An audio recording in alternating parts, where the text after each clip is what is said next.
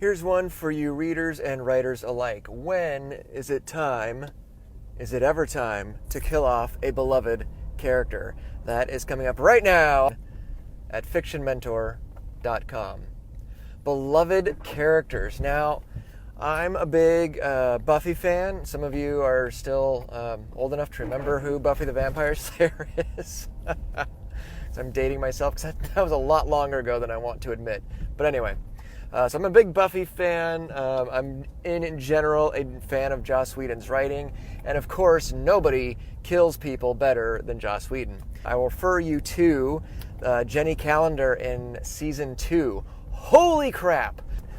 But when we got to that moment when Jenny Calendar goes like I think that's probably the face that I made. Like, I was just absolutely aghast that he had shown the temerity to actually do that to a character like that. It was unbelievable. And of course, as you know, he would go on to kill several people in the intervening years.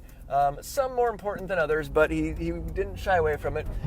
The flip side of that, though, we have to admit, is, Joss Whedon comes very much from a comic book background and upbringing, right? That was, he was a big comic book guy. And as with most comic books, dead doesn't really mean dead, particularly when your entire series is predicated on the idea of the undead. It's Buffy the Vampire Slayer, so, you're already kind of... Are they really dead? And in comic books, no one's ever really dead. And Joss Whedon's writing has shown, over and over again, of course, that's pretty much to be expected. You're not really dead. But I'm talking about, no, seriously, really dead. Regardless of the genre, this is not a genre-specific discussion. I was thinking about this. There's a couple things that made me think about this. Number one, I have been watching an anime called Blue Exorcist with my son. One of the things I found interesting about Blue Exorcist, and we're only 3 episodes into the entire series, is that there was a really cool character, kind of a paternal father character, whose name I forget, but I believe he's just known as the Old Man. That's how the main character refers to him anyway. And the Old Man was really cool. And Toby, my son, asked me at one point, he's like, who's your favorite character? I'm like, I like the Old Man. And then by the end of episode 2, they killed him off. I was like, what the hell? Like, you introduced this really fun character. He was fun to watch. He was fun to listen to. He appeared to be a very important part of the story, and the writers just killed him off. Now, like I said, we're only 3 episodes in, so maybe he comes back just like in a Joss Whedon story or a comic book. I don't know. So I may be jumping the gun here. But the point that I wanted to bring up and talk about is that it still shows great courage for a writer to kill a great character off and then stick with it. It takes great courage for any writer to kill off a character that is beloved or well-liked. So we're not talking about characters who sort of have to die in order to move the story forward. I was just rereading a novella that I wrote for a good friend of mine, and the very first chapter is a woman getting hunted down and killed by ghouls, which is just a variation on the undead, only their touch is paralyzing. And it was a really good scene. It's the first time I'd reread it in probably a couple years, and I was like, wow, I'm pretty good at this. This is really great. And this character doesn't mean anything. She has no further function in the story. She has no further use. There was no, she wasn't going to come back later or anything like that. So that was sort of just a functional death, if you will. It only served to set up the story and to give a little, fun little jolt of energy to this sort of urban fantasy / horror story that we were crafting. So didn't really mean much. So that's not the kind of death I'm talking about. I'm talking about characters, and I don't mean Superman though either. Like, there was that whole Death of Superman thing, if you guys remember, many, many years ago. And I was like, oh my gosh, they really did it. And of course, no, they didn't. Superman's still alive. Like, you're not going to just throw away an IP like that. So we're not talking about IP level characters. Buffy, for example, who in fact died, right? And of course, came back. Hey, I died twice, right? So that's not really a death. That's not really the kind of death I'm talking about. We're not talking about killing off IP characters. But other characters, like if we're talking Buffy, let's talk about like, okay, well, what about a Xander level character or a Willow level character or, somebody like that. Now, he did kill off some other important supporting characters, but he hasn't killed off really the Scooby Gang, right? He's not quite going to make that commitment. Now, maybe that's happened in the comic books, but I don't think so. I rather doubt that that's happened because that's your main cast, right? I would argue, if we're going to stick with the Buffy analogy, that Xander and Willow and Giles are IP level characters, and so he can't really kill them off. That's, they're the reason you're tuning in. They're the reason you're sticking with the story. But there are plenty of other side characters that could get killed off, particularly realistically, in a series that is, based on humans being hunted down and killed by demons and vampires. So, it happens. When is the right time to do that? I don't know. What occurs to me, though, about this courage that I mentioned, that the Blue Exorcist writers had in killing off such a great character, is I think for the writers, for those of you who are writers, it forces us to do something bold. Because now I'm wondering, oh crap, what else are they going to do? Now a TV show like 24, let's say, was sort of notorious for killing people off. We know Jack's not going to get killed because it's his show, but like every season we're worried about Chloe. Chloe is a beloved character, and we're just waiting like, oh my gosh, is this the time? Is it like they've killed everybody else? We have no reason to doubt that they would hesitate to kill off Chloe.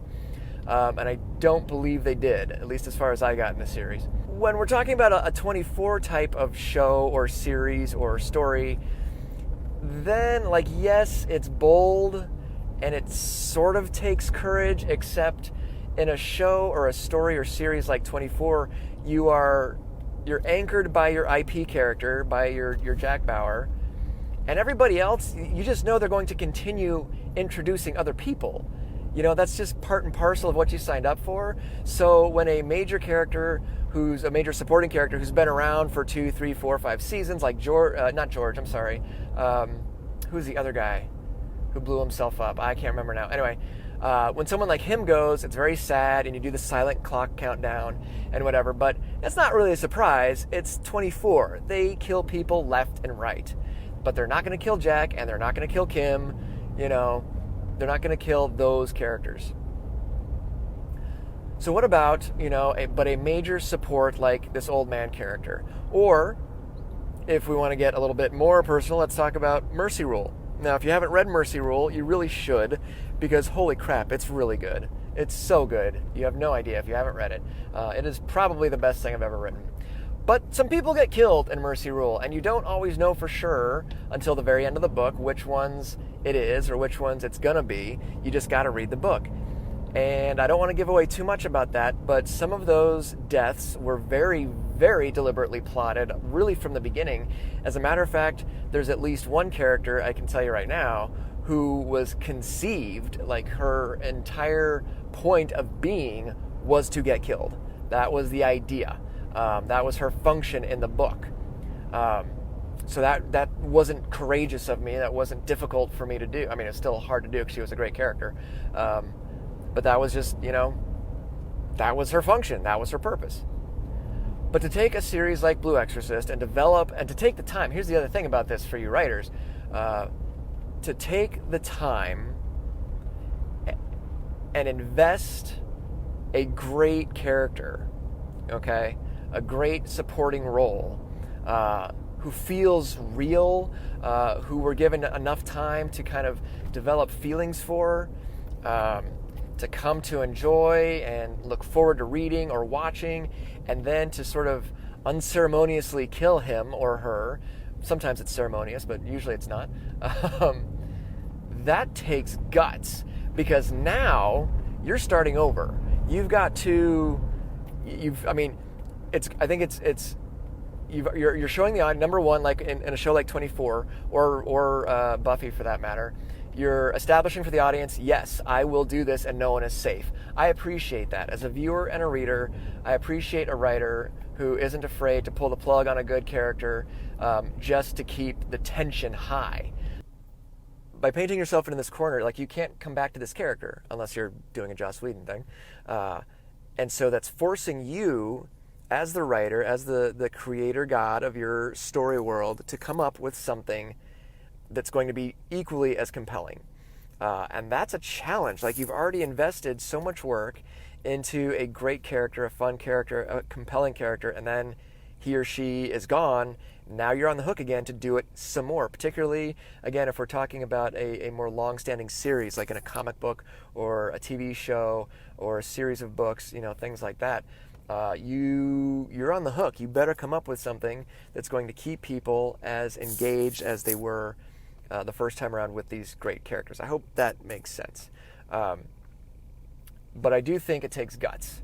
I do think it takes a certain amount of courage to do that, because it's not easy, frankly, to come up with great characters. Now, some writers make it look very easy, I think, but that ease, that apparent ease, I should say, comes from years and years and years and years of study and of writing and of failure and of learning and sitting at the feet of people who've come before and then crafting your own way. I mean, it's not an easy thing to do. It takes a great deal of effort, I think, to craft characters like that intentionally, that people are going to enjoy and that people are going to talk about and that people are, going to cosplay and stuff like that. Not that anybody's cosplaying anyone from my novels that I'm aware of. If you have, please, email me, because that would be sweet. But you don't get that level of commitment from people without a great and deep understanding of character and of giving character a lot of time, a lot of effort, a lot of thought, and crafting them into, real people, whether that's an anime or something else, but real people, real characters who we can feel for, that we can just feel passionately about. That's not easy to do.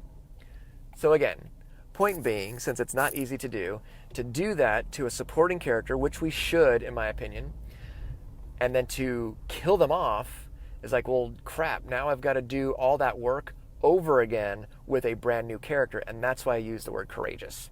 That's why I think it takes great guts to kill off a great, well-crafted character like that. I think it's a tough choice to make, but a good choice to make. Now, I'm not advocating that everyone should just go around, killing off their supporting cast.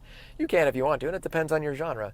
If you're writing, a Game of Thrones level type of thing, then sure, kill off whoever you want to, as long as it plays into the greater arc of the story.